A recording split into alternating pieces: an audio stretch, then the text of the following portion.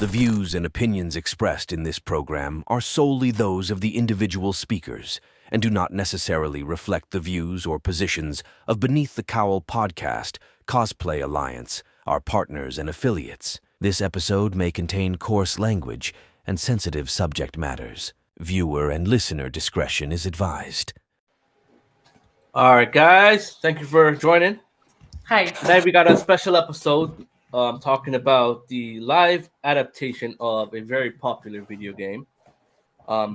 We have an esteemed group of people here with us. I'm not well versed on the game itself, so I'll be taking notes from all of you here, and you guys are the experts. So we'll go around from top to bottom, and everyone will introduce themselves, starting with Light. Hello there. My name is Light_Hero10. I just got invited to this podcast. I just want to say it's such an amazing honor to meet every single one of you, because every single one of you are beautiful people, and I cannot wait to get this discussion started. Thank you. Then we got Silver Streaks. I am Silver Streak. I'm from Ontario, Canada. I'm a cosplayer and streamer and love Fallout. It's just one of my absolute favorite games and was so excited when the show came out. Awesome. Because I wanna. Yeah, I'm Becky, or because I wanna. I'm a cosplayer based in the UK, and I've been just a huge Fallout fan since my teens, since finding Fallout 3 in CEX for a $5, and that I feel set the track for me being here in a costume on this podcast right now. So yeah, really looking forward to discussing it. I'm a Last Nevadan on Instagram, or Chris. I'm based in the US and been a fan of Fallout for quite a while now, so super excited to kind of talk with everyone about the show and the franchise in general. The Pumpkin. Unmute it. I'm Pumpkin of Steel. I am a cosplayer, costumer as well. Super excited about Fallout. Fallout 4 was actually my first Fallout game, and that made me absolutely fall in love with the entire franchise. This show is incredible, and I cannot wait to talk about it. Awesome. So we can't talk about the show without talking about the game. So I might as well jump into that first. What made you guys fall in love with the game to begin with? Like, we'll go around and see whoever wants to answer the question. What made you guys love the game? Honestly. Sorry. No, go ahead. Oh, okay. Sorry. So I'm personally, I've obviously played video games for a while. I've been playing all my life. I was never really good at multiplayer video games, like Call of Duty, Halo, all those. I wasn't really that good at them. So once I found Fallout, single player games were kind of where I sunk my roots into. I wasn't really introduced to Fallout until New Vegas came out in like 2010, 2011. But once I found that, I mean, the post-apocalyptic factor, it being kind of just like a comedic take on a lot of serious subjects, really tied me to the franchise. That, and then the wonderful writing as well, kind of got a hold of me, and then from there I just kind of spread out. I agree. It was more than just some short campaign that you play that doesn't have very captivating of a story. It actually takes you through a long story with tying some of the side quests in too, and kind of allowing for a way more captivating experience. And the open world is amazing. The craftability of everything makes it a little bit different than a lot of other games too. And then you can build in some of them too. So it's very versatile.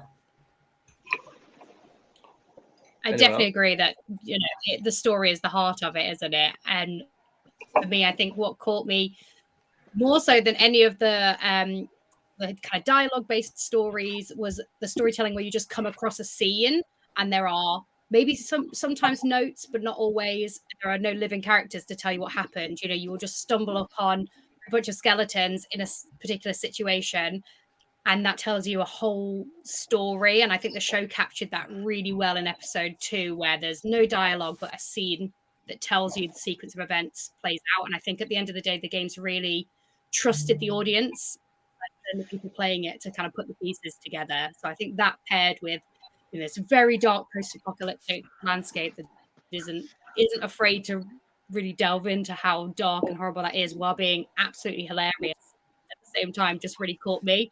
And that post-apocalyptic, I've just found anything fantasy or post-apocalypse, that's it. That's me sold. And so Fallout just hit that perfect sweet spot for me, I think. Anyone else? So for me, yeah, go ahead. I got into Fallout 4. Like I said, I love like everyone else has said, the post-apocalypticness is wonderful. Also, growing up in the Appalachians, when it's wintertime here, it really looks like Fallout, and it was beautiful. The music, getting to run around the wasteland and to crawl out through the Fallout, it shouldn't be that much. I'm trying to find some uranium here. Good. Yes. Yeah.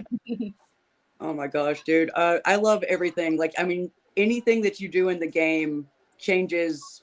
Like, I've made so many different characters, and it's like I just decided I wanted to be the meanest person in the world and, have no charisma. And that puts you through some things. I absolutely love also that the game, with the new show coming out, they just added new quests and all like new power armors and new stuff. Also, I have a brain injury. This game just fixed their widescreen mode. I wasn't able to play it anymore, and I can actually play this game now. I don't get the ocular migraines anymore, and I'm just like, thank you so much for that. Like, that's so good that they fixed that. It feels so good. I get to go back to the wasteland. It's wonderful. We want to welcome Snowhawk Ed at the bottom there. Ed, have you played a Fallout before? I tried playing Fallout New Vegas years ago. I'm not actually just kind of echoing what Pumpkin of Steel just said. I'm not very good at first-person shooters because I get a headache or I get motion sickness. So I tried New Vegas for about 15 minutes, and that's all I could ever play. I love the whole aesthetic of the game. I love like what everyone else said, the post-apocalyptic future. I love the retro throwbacks with the design, the music. There's so much of this game I would love, but just it's set up, I can't play it. That being said, Joe, I think, is fantastic. Like, I binged all eight episodes in like 2 days straight, and they could drop another season right now, and I'd be more than happy. I love what they've done with the world, and the characters are spectacular. And who does not love Walton Goggins? Like, well, hopefully now that 4 has that update and they've fixed that screen issue, maybe you could try 4 and you might not get those. Definitely try. It changes the game, because it's like when I played it before, it looked like everything was dragging. It didn't matter what I messed with, like the speed that I'm moving. And now I can actually, like, my husband was playing the game, and I was able to watch it and keep up. And I'm like, what did they do? And he's like, there was a new update and they actually fixed, like, to widescreen. And I'm like,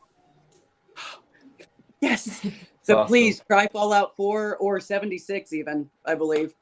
I unfortunately heard too many bad things about 76 and had too much going on in my life, so I didn't get to pick it up and try it yet. You can make it good. Yeah. You can make it great. Exactly. There's lots of ways to make it great. Exactly. I tried Fallout. This was years ago. And at that stage in life, I was pretty ADHD, like as Last Nevada said. But I was very into Call of Duty and stuff like that. I like that fast pace.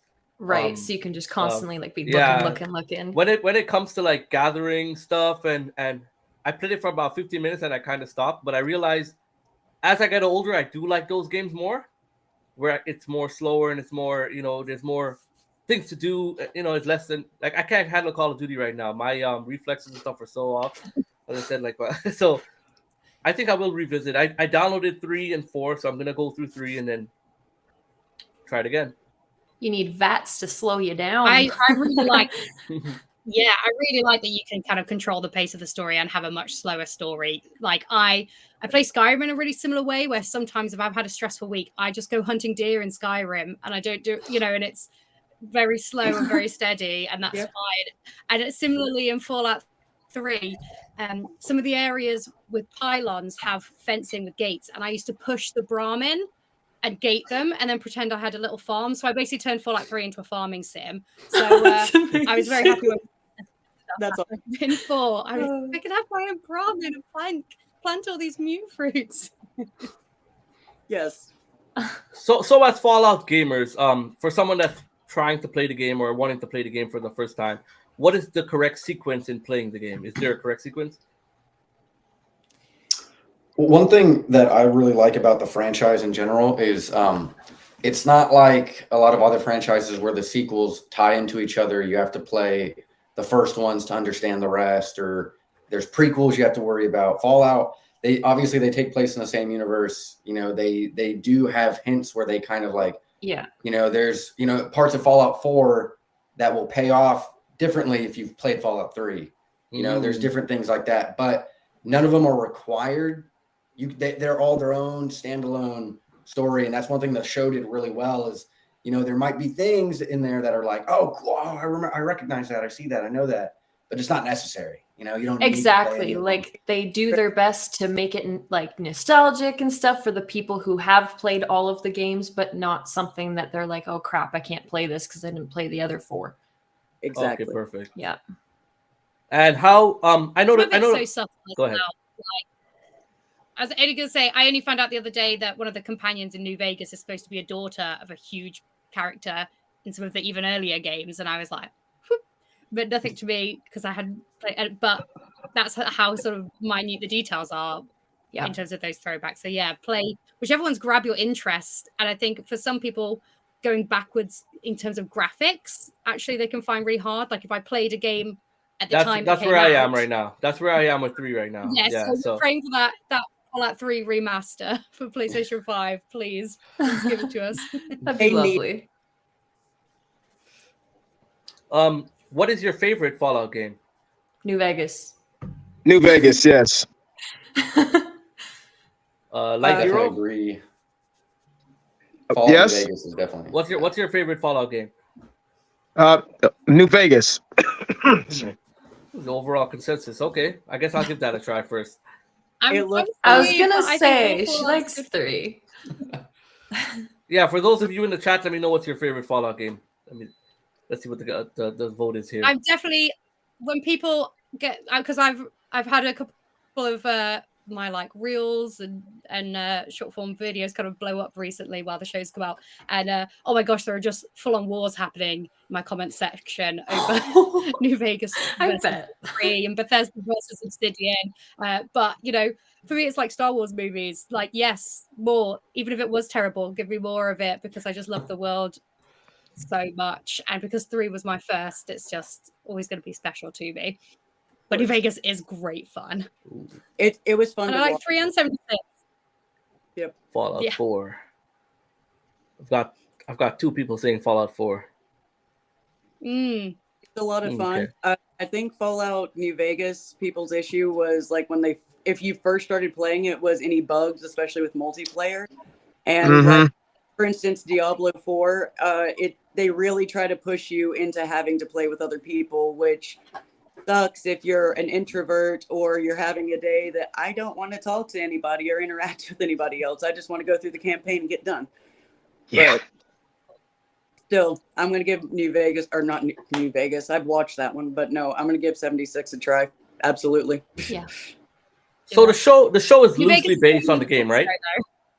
Like the show is loosely based on the show is loosely based on the game. It's not the characters in the show aren't in the actual game, is what I was told. No. So it's set after all of the games that we currently have in terms of the timeline. So it references some events and some places in the games, but none of the characters are game characters. It is absolutely its own story. Yep. And how do you feel? How do you feel in regards to that? It's its own story. Like, would you rather them stick to the source material in terms of the game, or are you okay with how they did it? No, I like how they did it. It's Yeah, perfect. same. Yeah, same. Yeah, I think I don't think you could have done there's- it another way. Yeah, there's examples of adaptations where they tried to go directly from like a source. They tried to adapt the established source material, and it didn't turn out as well. I remember seeing in an interview, Todd Howard said that he wanted to treat the show like another installment in the franchise, and I think that's the best way to do it because that adds on to the story that's already there instead of like, oh, let's rehash the same thing we've already done. And it takes You away know. some of the expectation for everybody that's like, okay, this is supposed to be like this, and this is supposed to be like this. Instead, we're just getting those little references that are like, oh, that's from this game, and that's from this game. Yeah, I find they did it in such a unique way. It's like even if you haven't played the games before, it's as you said, there's references to the game, but they did it in such a way that a new person, like someone brand new to it, could understand what's really going on, right? So it's kind of starts off with the whole vault thing. It made sense to even like a newcomer like myself. Yeah. So I thought it was done really well. They really did. And that's how most of the games do start. So most of the games start with you in a vault. Not all of them. So the courier isn't from the vault, who you play as New Vegas. In Fallout 1, you grew up in a settlement of people that used to be in a vault. But most of the games you have that. This is the whole world being in this vault, and then experiencing this whole new world that actually exists outside of it. And I think they captured that so beautifully with Lucy, and that culture shock of like thinking everything is great down there and thinking like this is the best place I can possibly be and all of that. Yeah. Yep. We'll go through the casting. A few people in the casting. If I miss anyone, let me know. Starting off with Lucy. What do you guys think? The character, the casting. She's fun. She's bubbly. Like she does a really good job at being that funny character, but has to be dramatic sometimes because the Fallout world is kind of funny. Like it really is. Most parts of it, going through it, something funny is going to happen at some point pretty often. She captured that really well. She captured the difference I'd say she captured the change of Lucy from the beginning when she's innocent. She's in the vault. She's never been outside. She doesn't know anything about her parents, clearly. And then at the end, when she's been through so much, she smiles less. She puts on a beautiful performance. Yeah, I agree. One of my favorite parts with her was even just the way she says okie dokie. Yep, exactly. As soon as she went into the wasteland, it was okie dokie. And then the final scene, like when she's looking out and it's just darkness and war, and she says okie dokie, but it's just slightly different. But she's like okie dokie. Like she's very like all right, creepy about it. Yep, let's take it on. Yep. So did y'all hear about the potential, or like, what do you call it? That she might be a synth. I never thought of that. That would be I thought other huge people were plot. synths. Same. But thinking about Lucy, I was thinking about like when she was stabbed in the beginning, it's like she's processing it like, human would, but she's able to handle things and just keep going. And it is a little odd for somebody who's just been in a vault their entire life. Then dehydration never affected her whatsoever. And it was just how he just drank that in front of her, cuts off her finger, doesn't go into shock. She's just, you never know. But that was one that I really actually liked, that people posed like, I wonder if she is a synth. That's a cool Right. thing to think about. Right. Something I thought was pretty interesting regarding all the characters is a lot of the games have what's called a karma system, basically like based on the tasks you do, whether they're generally morally good or bad, you get what's called karma, and that kind of dictates how people will look at you throughout the game, different characters. What I thought was really interesting was the idea that the three main characters represent the three different aspects of karma. So you have Lucy, who's supposed to be this kind of optimistic, good karma, always trying to do the right thing person. You have the ghoul representing the bad karma, doing whatever he wants, whatever's best for him. And then you have Maximus, who kind of struggles. He tries to do the good thing, kind of does the selfish thing a lot, so he's kind of that middle ground. Neutral, yeah, that Yeah, neutral I always thought karma that I thought that range. was a really cool look on the three main characters. Yep. I gotta say And the then first dog yeah, go ahead. meat, guys. Dog Dog meat. Dog. Question. I It's just have. Yeah. all of their. No, go for it. Go for it. No, go for it. Go for it. I was gonna talk about someone else. Go ahead. No, I was just I was only going to say, curious. I can't remember. I'm not sure which one she said us to go. the dog in New Vegas with the brain, XO4 or something like that. That's what he's kind of called in the show, but then the ghoul calls him dog meat, and I don't know if they tried to like incorporate both of them so that we kind of had that, or if it was like a coincidence, but he was kind of Like referencing made, him. right? I feel like they made it. They did so many nods to the games that like my husband's just like, that's New Vegas, that's 3, that's this, that's that, that's this. True. And we're talking to other friends and they're pointing out other things that were from the games. Like one of the posters, I forget if it was in the vault or if it was in like where she met the like that shop or whatever when she first ran into the ghoul. Yes. The poster said, "Don't lose your head." So that was, I know. you know, oh, and then she has this head that she can't lose, or no, and all of that. Not only that, but the vault, when she's fighting her hubby, right behind her, there's the same poster that says, "Don't lose your head."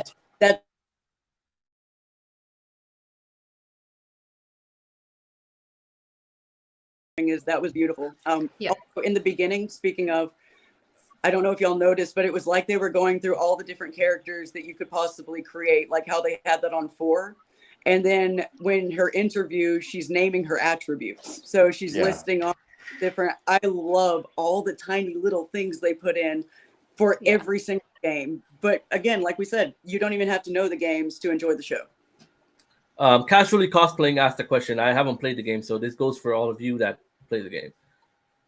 Who's everyone's favorite, most used companion in the game?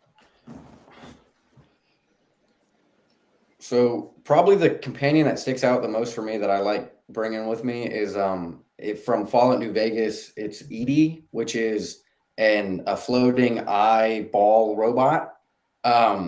He really stands out just because, like, I like traveling the wasteland, but I like doing it in silence so that I can take in, everything around me. All the different human companions and all that, they like to talk too much. So for me, having a little robot floating around, just not saying anything, maybe making a little bit of a robotic chirp or something every now and then. And they don't get in your way as much. Yeah, exactly. He won't block doorways because he's floating up in this air. He's crouched under him, So you're like, get out of my way. He said the words right out of my mouth. Yeah. Stealthy, like you can't be stealthy at all. It's ridiculous, but that's brutal. But I love Curie from Fallout 4. Dog meat I love, and I like how your companion, speaking of how they showed that with Maximus as a squire because of that huge bag, because you're always overloading your companion with stuff, and be able to carry, but they do it. It looks like the same bag you can place in Fallout 76 to have people watch over your place, your camp out, and it looks the exact same. I was That's like, oh. I'm moving on to Maximus now. I'm gonna be honest. The first half of the show, I absolutely hated the character. He annoyed the shit out of me. I don't know why. He kept on doing so many dumb things in the show that didn't make any sense. That's his build. He is 100% low intelligence, low charisma, like very on purpose, which I think is fantastic. And I think they captured that neutrality of like, you're so unsure, like you want to root for him because he's clearly a guy on a mission, stuck on latrine duty, and then he's just a guy trying to pop a pimple. Yeah, it's like basically. Scene of his friend, who is, I believe, first canon non-binary character in the human non-binary character in the whole Fallout, which is amazing to have on the show. After that character's injured, I think seeing people's reaction of did it think Maximus did it? Because I 100% thought he did it, but that his friend knew and respected the balls. So I had a very different reaction to other friends who were like, nope, he's too dumb to have done that. Yep. See, I was aggravated by that part because I kind of had that faith in him that was like he seems like a little bit of a selfish person, but he seems like he more often than not is trying to do the right thing and make those proper decisions. So when he was like gonna be freaking killed, I was very like, say it was you. And then she did it. I was like, okay. That went really well. Like where he was like having to admit to it, but not, and like just the honesty. And I love how he got pushed into being the squire, and how he took over that power armor was that was beautiful. Like I enjoyed that. And he was super brave, right? He was super brave. Like when he was talking to the guy, he was kind of wavering a little bit. And then when he leaves and he just breaks down in tears, like it just shows that he's not totally sure all the time of things. Well, exactly. And I mean, how Maximus started was, he's that little kid coming out of the refrigerator all of a sudden, and he sees this power armor in front of him. That was a hero. So I could, you see your hero or somebody that's supposed to be a hero, and they're not. They're treating you horribly. Yeah. So it's like that thought process go through his head. It's like, I could just take this. I could be the hero. I can figure this out. Or I could be like this and choose that route. Okay. All the character development throughout the show was beautiful. Somebody mentioned Maximus and latrine duty. I don't know if y'all noticed that he wound up in front of quite a few toilets and latrines. Like he would crash with the power armor. There's a toilet right in front of him. Like multiple times in the show, I'm like, what in the world? Like that's one of those funny little stupid things. And it's like, okay, thank you for that. When he's using it like to fight to get the power armor back, he's using the toilet seat. When he crashes, the guy does the zipper that he doesn't have. Yes. Yeah. His clothes. Yeah. I think everyone just got what was going on. I'm saying it. Yeah, no, 100%. But the next character, and I think probably everyone's favorite or most people's favorite character is Cooper. I think. I love the character. I don't know what about you guys. He's so lovable and so hateable. And especially because of the backstory, and it just made it made you like him so much more. Yeah. Especially with the flashbacks and I don't know. I resonated more with the character than anyone else on the show. What do you guys think about his character and the casting? You can go back and like be watching that and then kind of think to yourself like, well, I'd be kind of a bitter, rude person too. Like, who do we lose? We lost somebody.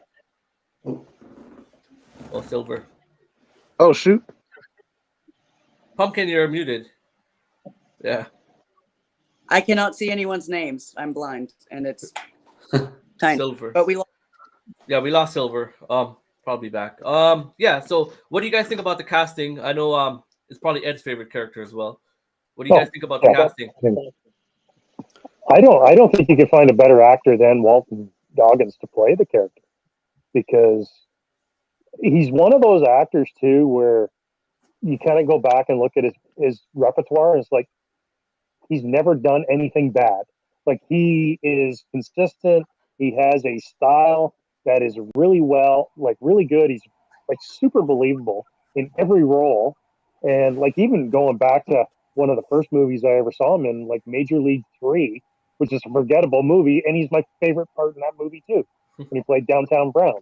So just everything about him. And when you switch from the Ghoul over to Cooper Howard and you see him back in the good old days of black and white television, like I could just watch a show just on that. Like give me the whole Cooper Howard backstory and I would be fine. Give me a series on that. So no, there's so much good stuff about him, and I am so excited that it looks like season 2 is going to be his and Lucy's journey trying to track down her dad. So Yeah. like full on bounty hunter story. Yeah, give me that. Yes. And with shows like this, I kind of so hate when they only put one season out. Yeah, it just then you gotta wait another year. I'm like, and sometimes I forget stuff and I have to go back and watch the first season again. You know Yeah. what I mean? So it's Oh no, not rewatching it. Oh gosh, I've definitely not already rewatched it. Yeah, I Because, definitely haven't seen it multiple times. what about Yeah. Rico Suave? Wait. But the Cooper, I gotta mention Okay, something. go. Did y'all notice? So he's basically Pip. Like he's the Pip boy. Like he's from the the ball beginning. boy. Yeah, Yeah, with the thumbs up. Yeah. I love how love. it gave you a he's thing. even got the dimples. It's so Yep. good because he's got the Well- and we. So those of us who've been into the games for a long time, that icon of I mean, he's up here on my screen smiling and with that dimple, but it being to do with looking for should I run from this explosion or not. That has been Yep. found. That's been in my life since my teenage years. Yep. So that to then be like this is that person and it really feel believable is absolutely crazy. And then I think you can't even talk about Coop in the good old days, as someone put it, without talking about how fascinating his wife is. And I think that is the most incredible character in the whole show right there, because that one scene where her whole motives are laid bare for us, where she talks about Coop fighting in Anchorage, being away during the war, and her worrying about Janie, and her motivation being, well, all war has to stop. That's the only way I can keep my people safe. So, yes, I'm going to be on this side. Yes, I'm going to be willing to do some unspeakable things. But it's And yes, there's so that gonna my be husband no dogs. war again. Like, how did you make a Voltec employee have a completely reasonable explanation for why they would be for any of that? That's incredible writing to me. Yeah, they put so much everything. To circle back to the Pip Boy thing, it also makes more sense too that he has a whole hatred against it because he was the spokesperson or the face of the whole movement, and then he gets replaced by a cartoon. Like you could just see, like, oh no, the hell with these guys, hell with the vaults, I hate y'all, and then lives for a couple hundred years as a ghoul. But they also said no dogs in the vault, so that's kind of understandable. Like, I mean, I understand why to a point, on different levels. That I've watched so many YouTube videos on different lore and weird things that have been talked about with the show. But no, his character was very well written. I felt for him a lot, and I think that's what made me even as the ghoul, I hated him. But then I'm like, wait, he's this person. How did he get here? What happened? They had spots in the vault. What happened? And then he says, "Where's your family?" So it's what does that mean? Even with his look, originally when I saw him, I thought he's just going to be a kind of a brainless zombie walking around, and then just his dialogue is so good and he's witty, and it's it kind of messes with your head because it's this is not what this character should sound like when it looks like this, and it's even better. It's just can't say enough good things about him. Well, also when he's in that chem place and he puts in the movie of himself, and it's the first time I'm seeing that again, and you see the emotion on his face, and that was very intriguing as well. Yeah, it was. Yeah, I didn't know that Norm was on Hannah Montana until I saw it on TikTok, and I was like, "What the hell?" Right. Okay, but It's Oh, I boy. remember. little things. I have two girls that grew up in the Hannah Montana generation, so as soon as I saw him on screen, I'm like, there he is. Yep. Rico. I think the first episode, I wasn't Oh, too fond man. of the character. I wasn't too fond of the character, especially when they got invaded and he was hiding. But as he was digging deeper into all the mysteries and stuff, yeah, he became one of those lovable characters. I want to see kind of what's gonna happen next with him and what he's gonna find out. What do you guys think of his character and his Just casting? that slow-mo moment where he gets put into the storage and Lucy is still in the wedding dress with the blood down her stomach, and he, you know, goes to pull her in and she just shakes her head, is just like, it tells you everything you need to know about both of them immediately, doesn't it? So his arc ends up finding something that he cares enough about, you know, to give it his all and to be brave about it. And it's just, I think I was watching it with one of my friends and she just kept wanting to go back to the vault story. You know, she was just so intrigued by that with no experience from the games, and that just made me really happy to see. I'm very excited for my wedding cosplay for it, because I found a dress like it and I have her pistol to put together here, and I'm gonna be prepped for that. I was really a big fan of kind of seeing Norm's transition from being that kind of almost that coward at the beginning, like hiding, you know, staying away, to especially that turning point that you see him when he talks to I can't remember his name, but you know, his kind of buddy in the vault, where he calls him a coward and he says, you know, we're all cowards. That's why we're here. His cousin, I think. Yeah, his cousin, you know, like that turning point where I feel like that was a big part of why he started like looking more into, you know, the mystery and kind of breaking down, you know, and I'm, you know, I think his motives were probably some of the more relatable ones, because it's like, you know, in that part where they're discussing like, what do we do with these, you know, do we recuperate these raiders? You know, it's like, I feel like a lot of people would feel like Norm, where it's like they took from us all these people. Like, why are we discussing this? You know, so I just, you know, I found him to be really relatable, because it is hard in those situations to kind of like be the one to stand out and say something, you know? So. Yep. I think a lot of people agreed with his motives and his intentions on the show more than they want to. But given the circumstances, I feel like you kind of would, given limited supplies and whatnot you have down there. But in retrospect, if he was to take revenge, he wouldn't have learned some of the information he did from the people in there, right? So, is there anybody else that you guys liked on the show? I know, Moldaver. She was great.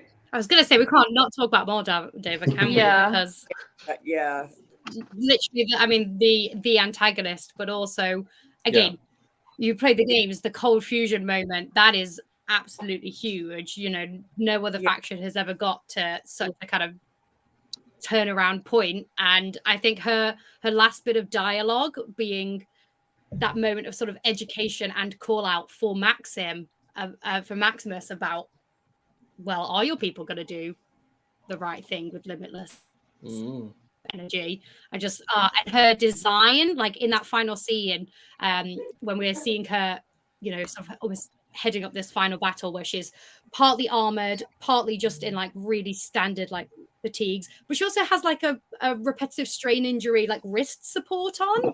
It's just so interesting, and I just want more of her, and it makes me very sad. Yeah. So how do y'all think that she wound? I was just gonna say, how do y'all think she wound up living for as long as she did? Because that's kind of synth, or she got frozen. I think cryo, honestly, because they were kind of a big part in making all of that happen and stuff. And she was like the person that was trying to like start all those things and trying to push those boundaries that weren't really allowed at that point. And I think when we do see the full thing of cryo, I think that's quite possible that maybe that's something that she had happen. Or she could have been frozen the same time as Hank. Yep. And come out of 32. It would make the most sense that way. They were all in the same. 31. Yeah. In terms of costume for the show, how do you guys feel about the costuming as it relates to the game? Like, did they hit it on the mark? Yeah. Yes, it did. I think it was all done really well, you know, especially like, I think probably the thing that was going to be the hardest to translate was the power armor. Obviously that's like a really big, you know, it's changed throughout the games, but Fallout 4 kind of established it as this bigger mech suit. So the way that they did it, reaching out to all these different, cosplayers and all these different companies to make the suit that they ended up making, it looks amazing. And I think that's probably the best that they could have done without dipping more into like CGI and making it not practical. I think the mech suit kind of, and I might be spoiled by Marvel and stuff like that, and I haven't played the game. I was expecting the mech suit to do a little bit more. Maybe I was trying to make it a little bit more Tony Stark, but I didn't expect it to be as basic or them to die so easily in the mech suit. Oh, it's honestly really sick. Like I think they did it really, really well. Like the power armor, it was beautifully done, like in comparison to the games. Especially the way you get in and out of it and stuff, and like that proper point. It shows inside for a second and shows like what it would look like from in the power armor suit. Like that was pretty cool too. Perfect. Or the fact that you could just take the power cell out of it, you're stuck in it. Yeah. We've only seen people who don't know how to use power armor so far in the show as well. So in That's some true. games, you have to have special training to use it. And so particularly when we see Maximus in the fight against the ghoul, Shoves his leg through a board. He starts real strong, and then it ends really badly for him, doesn't it? And is it something like Cooper says something like, "Oh, you're driving that like a shopping cart," kind of thing. So I think I'm really hoping season 2 we get to see getting some power armor and show us how it's actually done. Yeah. How did you guys react when you? I know I'm pushing forward a little bit here, but how did you guys react when you realized that the corpse on the table was her mom? I kind of had a feeling. As soon as we went in the room, yeah. I think there's gonna be a plot twist somewhere. I was like, holy, as soon as you figured it out, I'm like, oh my god, it made things so much more intense at that point. Because I didn't believe her when she said that she buried herself and stuff like that. Like I believe she might have helped kill her with him, but I don't know. You could definitely just tell that's kind of, and then the necklace. Oh my god, so sad. Definitely. That was the most emotional moment I think in the whole show at that point. Well, and I think too they have to show her mom there because that helps Lucy turn against her dad. Yeah. And realize her dad's not a good guy. To show that there's some truth behind it. Yeah. I actually really loved, I think they did beautifully that honestly she shot her mom. That she did exactly what the ghoul did and said, I don't want her to suffer. I don't want her to continue on being this way. So she put her out of her misery, even though it was going to wreck her even more. Yeah. It's like for her, she had already lost her mom, but then to find out her mom died because of her own dad. Yeah. And that dad has literally been around since before the actual bombings. It's like, that's awful. Like, I couldn't even imagine what's going through her head at that point. And that the sun that was on her face that she could feel was the actual sun. Yep. She actually lived outside. Like, that's wild. To find out she actually lived outside the vault for a while, that her mom took her. That's insane.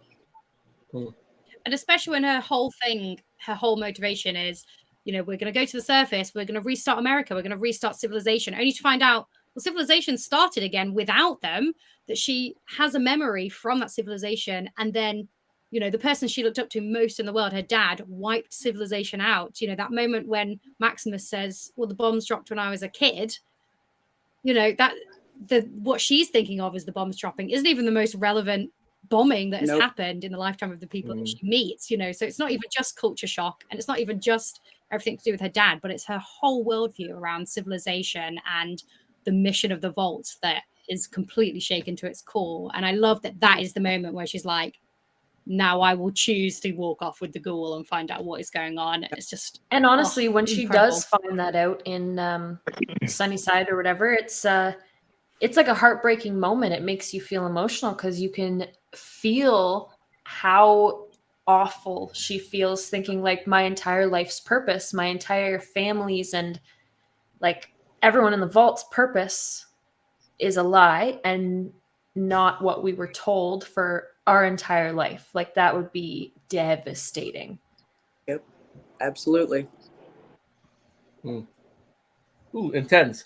Especially I feel like in this climate now too, and with all the stuff you're hearing about, all these billionaires building their own bunkers and stuff like that. It kind of puts things in perspective when the show drops out and shows you how it would be like living in a situation where, you know what I mean?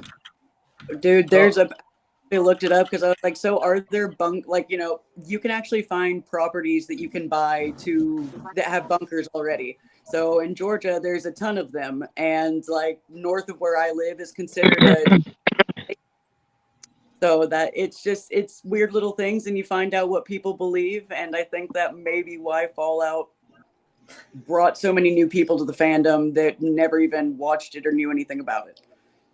I find there's always hints of truth in fictional game shows and stuff like that they kind of sprinkle in there that you might not be aware of. And as I said to you, as people are saying that, like Mark Zuckerberg, for example, is building his own bunker, you're kind of wondering why. And then when you see the show and how things are going, it puts people into a bit of a hysteria, and you know what I mean? Yeah. It kind of drives the show a little bit more. So it's good. Well, there used to be that one show on TLC or Nat Geo or something like that. It was Extreme Preppers, where it would show them like building their bunkers. Yep. Oh, somebody had like a multi-story one and they have it sold out. Like it's rooms on every floor of it. It's like going underground and it's just, they have it completely sold out. And that was like when Doomsday Preppers came out years ago. And it's like, what, are y'all still waiting? What happens when you pass away? Like, does your family get your bunker? Like, well, it's kind of like the line from the UK is too shopkeeper. small about that. Like London, if London gets bombed, we're all gone. So well, because how we were talking about, like, these kind of Mark Zuckerbergs that are making these Fallout bunkers. It ties to that line from the shopkeeper when Lucy's talking to her about the mission of the vaults, and she said all the vaults were a hole in the ground for rich people to hide in while the rest of the world burned. And I thought that was like super, like, because I'm definitely one of the people who are like, a little skeptical about all that stuff, so hearing that, it's like, that's you do. And I mean, we've seen it depicted in like Hunger Games. I know The 100 is a show that wound up doing, like, they sent people to space. Some people went to a bunker. Some people went, they were just on the land because they couldn't go to either or whatever. So it's like everything ties in and they did it beautifully. I think more real world aspects to it kind of make it more relatable, so people are able to get into the story more, because it's like, oh wait, that's weird. Like that hits too close to home. That's Yeah, exactly. With all the video games adaptations that dropped in the last few years, The Last of Us, what do you guys think of Fallout? To me personally, it's the best one that's come out so far. I agree. That I can say. I don't know if you guys agree with that as well, but it had me hooked. No, I agree as well. I haven't played the game, and so do I. Like, yeah, exactly. I watched The Witcher. Like, I love The Witcher, the video game. But and it says a lot when you haven't played a game and you love the show about the game. So I think I have to go in and actually play it now. So when it comes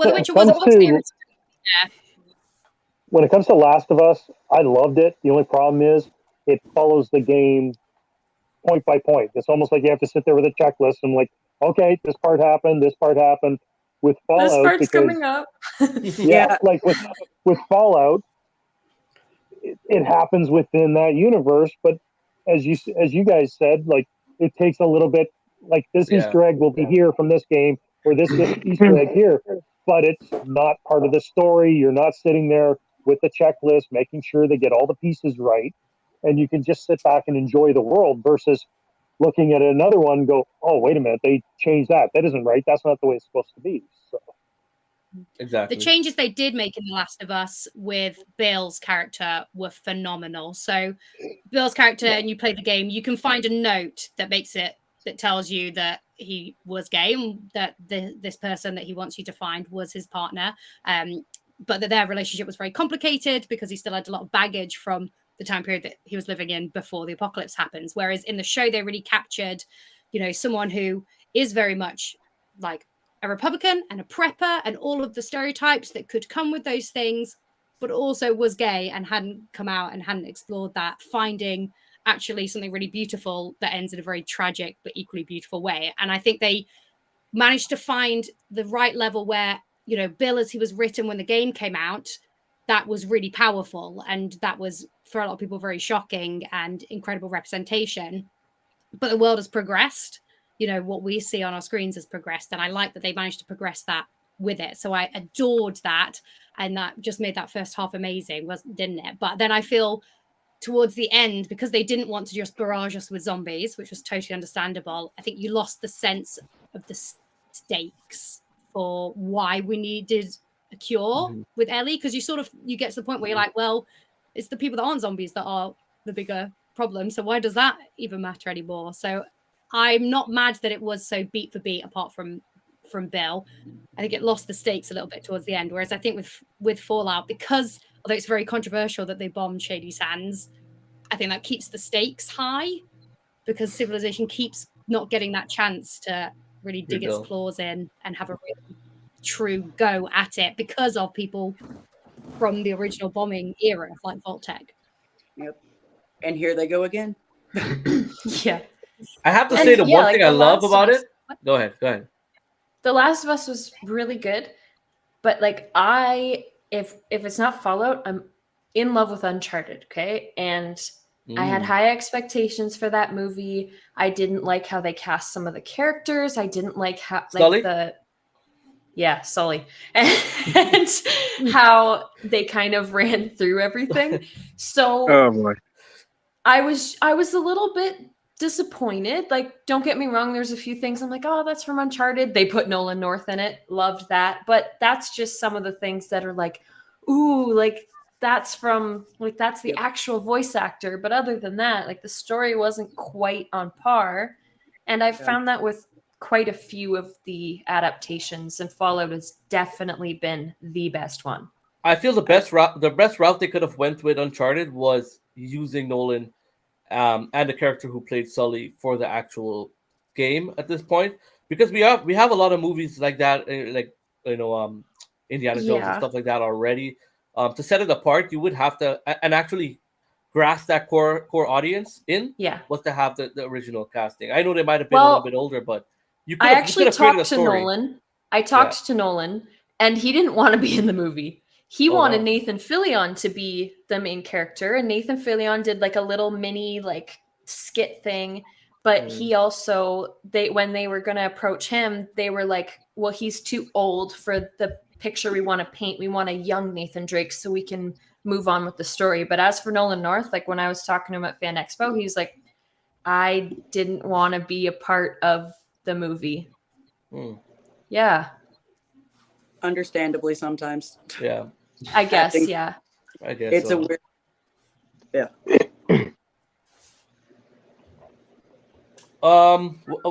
The one thing I loved about the show, it was the music. Fallout, me too. I don't know why I love the 40s and 50s, like the music from that era. And it goes so perfectly well with the show. I don't usually play it very often, but I used to just drive in the car and I'd have some of that playing. So when it was going on, my boyfriend was looking at me like I had a toaster strapped to my forehead because he's like, you know every word to all of these? Like, is that normal? Is that normal? I understand. The new edition songs were so good as well, weren't they? Yes. What? Sorry, Pumpkin, go ahead. Oh no, I was only saying how good those new ones are. Yes. So Crawl Out Through the Fallout, love that song and just brushed up on it. I love all the 40s, Dean Martin, Frank Sinatra, and many of the others. But that's honestly why I love playing Fallout is you get to that point where you can have that music playing in the background. And I love how they added that into the show. And like what we were saying with adaptations, we've seen Resident Evil, all these other ones. I hated how they did Resident Evil. A few of them have been great. The acting's great. It's just with the storylines. Fallout did something that it's like, yes, you know the locations, you know, it's like, of course they're on the West Coast right now, but it's like they've introduced new things to us and they've built off of something. Writing is incredible. The fact of that there's actual sets, everything is built, it's all practical, is amazing. I was concerned actually about the jumpsuits at first because they look so odd. But with the wasteland and with all the decay and everything, the jumpsuits are perfect. Who designed them? They could not be better. It's incredible. Like, so much thought was put into this show. I have a two-part question. I'll fight anyone who says it should have been tighter. There was a whole, I don't know if anyone saw it, but there was a whole, somebody used AI to make it look tighter on our lovely Ella actress, and it just was super inappropriate. The way the jumpsuits are built look super functional, and it's absolutely wonderful. Yep. Yeah. Functionality, man. Wrist slap. I have a two-part question for everyone. I'm going to go around. I want to make sure everyone has a chance to answer. Like, we've had a lot of live adaptation of video games from the beginning of time, right? So I want to know which one was your least favorite. Which one was your least favorite? And which video game would you love to see a live adaptation of? So least favorite, and which video game that you play that you would love to see on the big screen or on a TV series, whatever. Okay, we'll start off with Light Hero. You got to answer.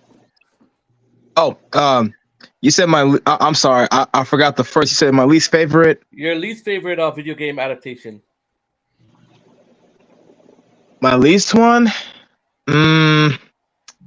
Oh, I don't know if I have a least favorite, to be honest with you. However, as far as my one that you'd like to see, I like to see Fallout. I like to see Fallout Las Vegas. I'll probably see that as a good adaptation. To be honest with you, that's just me though. Because I wanna. I mean, least favorite, the first one coming to mind is the Mario movie. That was pretty lame. I mean, it's technically a video game adaptation. I mean, we got Jack Black as Bowser singing Peaches was phenomenal, but everything else in the casting was wrong.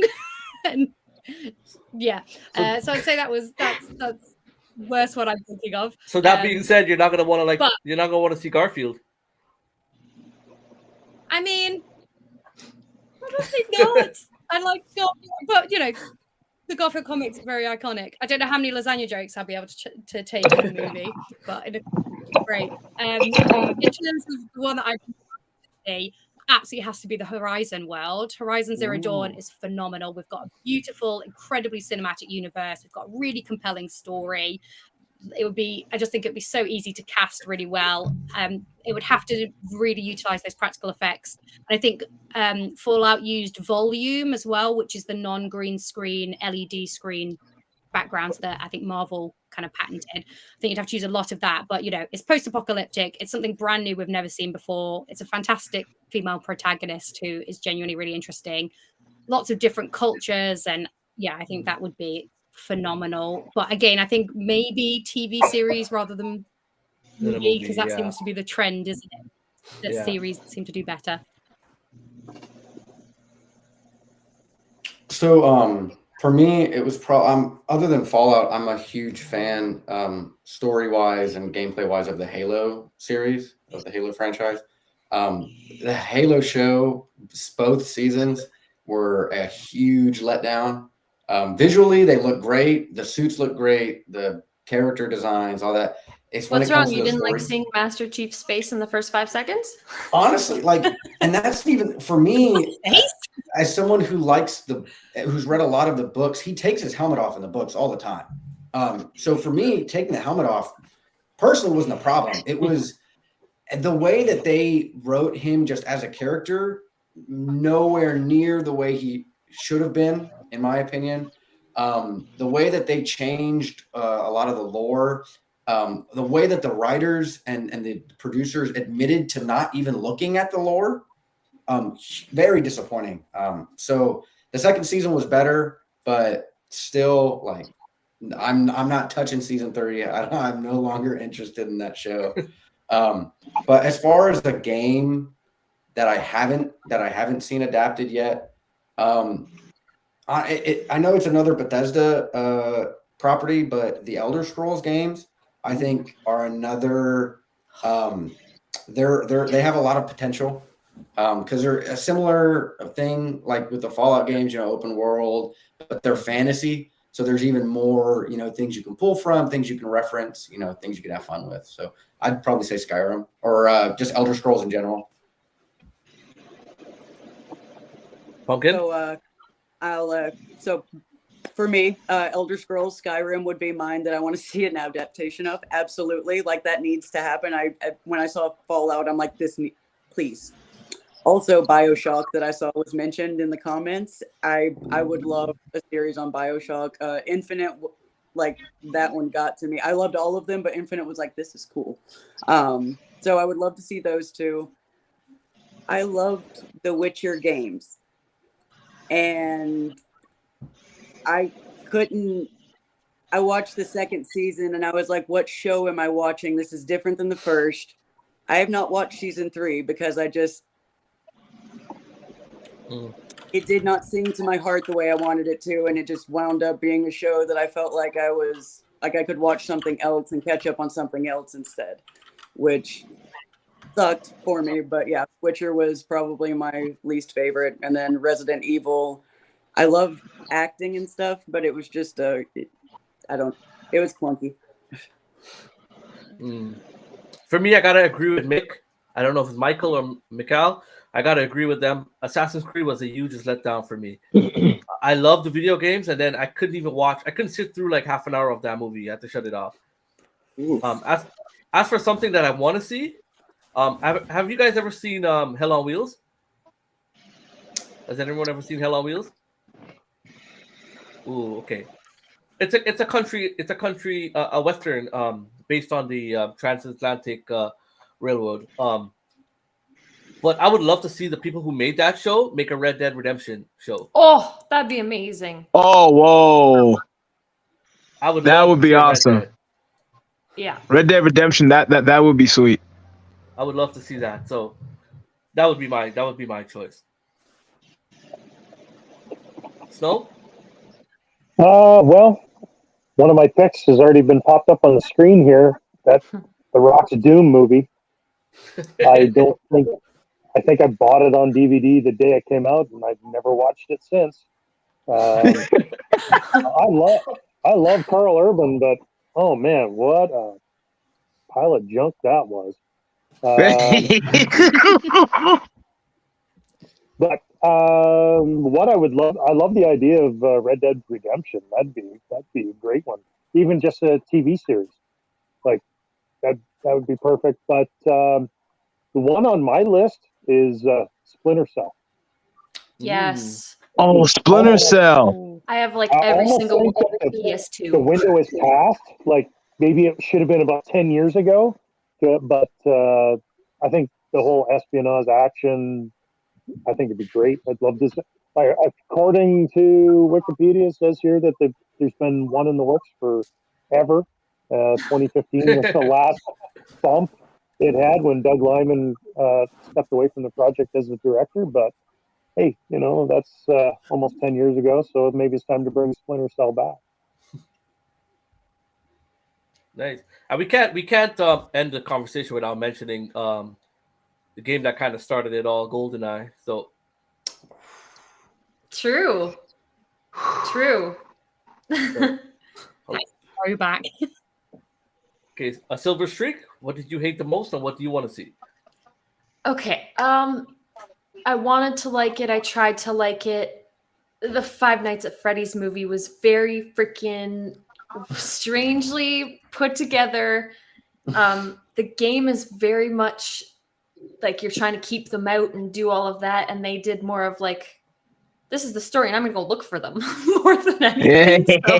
So I was like, this isn't the same way. But I guess Josh Hutcherson did need to make a comeback somehow. I'm very excited for Borderlands Jack Black as Claptrap is going to be hilarious. The fact that they Oh my have goodness. so many amazing characters, it's going to be great. I'm freaking excited for that. But one that I've wanted them to try, and they started to do it with the Barbie movie. Not that I've seen it, but The Sims. I want them to try to make a freaking comical Sims movie. I think it would be great. With subtitles. With subtitles. With subtitles. So cool. It's weak with subtitles. So like have Sims and they start realizing that they're not real people. Right? Yeah. That'd be So so great. That's kind of like is it Free Guy? Is it Free Guy? Yeah, Free Guy. Yeah. Similar to Well, Free Guy. I've played that forever with my little sister, and Sims Herbs, the Black Eyed Peas, did a full-blown Simlish album for. And so we've listened to Black Eyed Peas in Simlish and English ever since. And so for her birthday this year, I got her a ticket to the Black Eyed Peas and was like, Sul, let's go. Have you seen Katy Perry singing the song for Sims? I you have. thought? Yeah, hilarious. She's gonna be singing some of the new songs for 5. Awesome. Yeah, That's 5. dope. That's dope. I like that. All right, it's about an hour. I know some people here it's about 1:00 a.m. for. So yeah, Time for them to go back into the vault. time for you to go Sorry, back I'm into the buzzing, vault. don't Exactly. worry. So on a scale of 1 to 10, like finishing up the show, what do you guys rate Fallout on a scale of 1 to 10? 11. So we have three. We got 4 10s. I'm not from Vault 4. I don't have an 11th. Yeah, finger, but I- 10. I literally put 33 on my nails so that I can be part of I all love 33. Wow. Yes. So My you're vault saying, suit isn't here yet. you're saying it's flawless. No room for improvement. No room for Nope. improvement. Not in my eyes. What about you, Ed? We're sitting at a 10 I now. wouldn't For say. 4. Huh? I'd say 10 out of 10. I wouldn't change a single thing on it. All right. The Sorry, only thing Light. I'd change, Sorry, the Light. only at this thing I'd point, you're- change is give me more. I don't think anyone else's opinion matter at this point. I'm not going to put a rating. So A 10. Amazon, you need to cast these people here in a vault for season 2 or 3. So Do it So up. we're My gonna vault say- suit's on the way. we're gonna sit at a 10. We're gonna sit at a 10 then. Okay. Probably a I great idea. recommended it to everyone. Anyone I talk to about it, I'm like, you have to watch this show. If you've got Prime, watch it. You will not be disappointed. No, And then exactly. I'm In like, every I'll watch it with conversation you. you can. I'll watch it with you. It's so captivating. It is. Anyone else want to say anything before we get going? Anything. Anything else to the show? You guys want to plug your socials? Let's go around. Plug your socials. I know you did so in the beginning, but go ahead. For anyone listening on the podcast on the audio formats as well, you can watch it on YouTube. So, any cost plans coming up? For sure. A lot. Yeah, especially after the show, there's a lot of Fallout in the works. So, All right, definitely we're want looking forward. So I'll put I your just bought usernames. some marijuana, so that's coming. I don't know where I'm going to keep it in my house, but it's going to be here. I know. As soon as you said I got power armor coming, I'm like, made of what? How big? Where are you gonna put it? Yeah. EVA foam. I have got a pattern. I've been meaning to make it myself, but I got a really good deal and couldn't say no. So Good. I guess I'll just have to wear it all the time, and then I don't have to store it. Oh darn. I'll sleep in it. It's like a vampire, but not. At least you won't get My radiation. partner will be on the very edge of the bed. It's XO1, Yeah. so it's going to take up a lot of room. I'm looking forward to having you guys on the second season as well after it airs. So we'll keep this chat open and we'll do it again once it airs, and hopefully that rating stays at a 10. I'm sure it will, but I'm pretty sure it will too. we just pre-rated a 10. All right, guys, thank you so much for coming. I'm gonna put everyone's social in the description of the video and on the audio podcast as well. So make sure everyone goes and follow these amazing people. And have a great night. Get to bed. And Yay. take care. Thank you so Back to the much. vault. Back Bye, to the vault, you guys. guys. Take care. Have a good night. I'll see you later. Have a good night. Night. If you're watching this episode on YouTube, don't forget to like and subscribe to the channel. Comment below on what topics you would like to see us cover on future podcast episodes. Also, all episodes are available in audio format on all major podcast platforms. Thank you for tuning in.